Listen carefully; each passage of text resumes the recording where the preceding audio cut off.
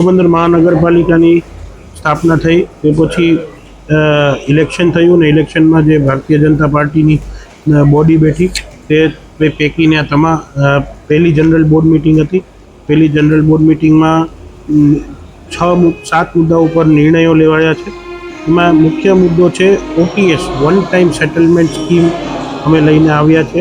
જે લોકોએ વર્ષ સુધી પોતાનો વેરો ભરવાનો બાકી છે અને એનું વ્યાજ ખૂબ વધુ લાગી ગયું છે, વેરાની કિંમત કરતાં વ્યાજ 3 ગણું લાગી ગયું છે, એ લોકોને વ્યાજમાં 90% માફી આપીશું અને એ ડિસ્કાઉન્ટ રૂપે આપીશું. અને એનાથી જે વર્ષોથી મોટી મિલકતોના વેરા બાકી છે તે વેરા તમામ લોકો ભરી દે તેવી અમારી અહીંયાથી લાગણી છે.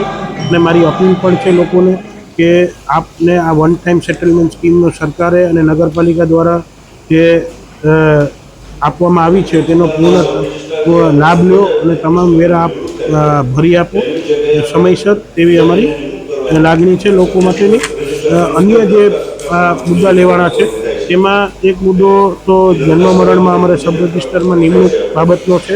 અન્ય ક્લાસ 2 એટલે વર્ગ 2ના 4 કર્મચારીઓની નિમણૂક માટેનો છે. જે બીજો એક મુદ્દો છે એ અમારા જે કોર્પોરેટરશ્રીઓ છે તેના ભથ્થા બાબતની સરકારમાં નિયમ બનાવીને મંજૂર કરવા મોકલવાના છે. પ્રમુખ સ્થાનેથી જે 2 મુખ્ય મુદ્દા લેવાના છે તેમાંનો એક મુખ્ય મુદ્દો છે કે ગૌશાળા જે અત્યારે ઓગદર ખાતે છે તે ખૂબ નાની પડે છે, એને મોટી બનાવવા માટેની જગ્યા માટેની દરખાસ્ત સરકારમાં મોકલી આપવાની છે. એ બાબતની મંજૂરી આપવામાં આવી છે બોર્ડ દ્વારા. અને અન્ય જે લાસ્ટ મુદ્દો જે લેવામાં આવ્યો છે પોરબંદરનો ડેવલપમેન્ટ પ્લાન જે રેડી થઈ ગયો છે એને અંતિમ ચરણ ઉપર લઈ જઈ મંજૂર કરાવી અને લોકોને ડેવલપમેન્ટ પ્લાન બહાર પાડવા માટેની મંજૂરી બોર્ડ દ્વારા આપવામાં આવેલી છે. હા, વેરા માફીમાં એક એવી કન્ડિશન છે કે જે વેરો આપ ભરશો વ્યાજ માત્ર નહીવત જેવું લાગશે, 90% વ્યાજ માફી લાગશે. અને જે વેરો ભરવામાં આવશે તે તમામ વેરો વાયા ચેક, ડ્રાફ્ટ અથવા તો ઓનલાઈન કોઈ પણ પોર્ટલ ઉપર ભરી શકશો. કેશલેસ વેરો લેવા માટેની આ એક નવી નીમ મહાનગરપાલિકા દ્વારા કરવામાં આવે છે. કોઈ પણ જાતનો આ જે વેરો છે એ રોકડ રકમથી ચૂકવાશે નહીં, ના સ્વીકારવામાં આવશે. આમાં અંદાજ અત્યારે કરવો મુશ્કેલ છે, પણ અંદાજિત વેરો જે કંઈ આવશે તે 30/9 સુધી ભરી શકાશે અને 1/10 અમે એને પ્રસિદ્ધ કરીશું કે કેટલો વેરો અમે વસૂલ કરેલ છે.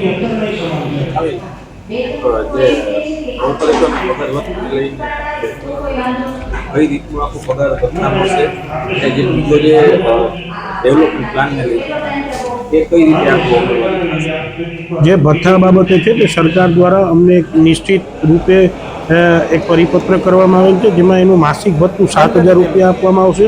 500 રૂપિયા પ્રતિ બેઠક, એ 2500થી વધુ ન જોઈએ. ટેલિફોન ભથ્થું 1,000 રૂપિયા માસિક આપવામાં આવશે. સ્ટેશનરી ખર્ચ માસિક 1,500 રૂપિયા મહાનગરપાલિકા દ્વારા હરેક સભ્યોને આપવામાં આવશે. આ રીતે સરકારમાં આને હજી પાસ કરવા માટે અમે આજે મંજૂરી આપેલ છે. ડેવલપમેન્ટ પ્લાનની જે વાત છે, ડેવલપમેન્ટ પ્લાન આવતા દિવસોમાં સરકારમાં મોકલી દેવામાં આવશે. એકવાર સરકારમાં મોકલી દેવામાં આવશે પછી એને ગેજેટ માટેની પ્રસિદ્ધિ કરવામાં આવશે. ગેજેટ માટેની પ્રસિદ્ધિ થઈ ગયા પછી એ ડેવલપમેન્ટ પ્લાન સૌ માટે અમે ખુલ્લો મૂકીશું અને મીડિયા મારફત લોકોને જોવા મળશે ડેવલપમેન્ટ પ્લાન. અન્ય કાઉન્સિલર સિવાય અન્ય મહિલા પ્રતિનિધિ તમામ લોકો હતા. અન્ય કોઈ હતું જ નહીં. અમારા ધ્યાને એવી કોઈ બાબત આવી નથી.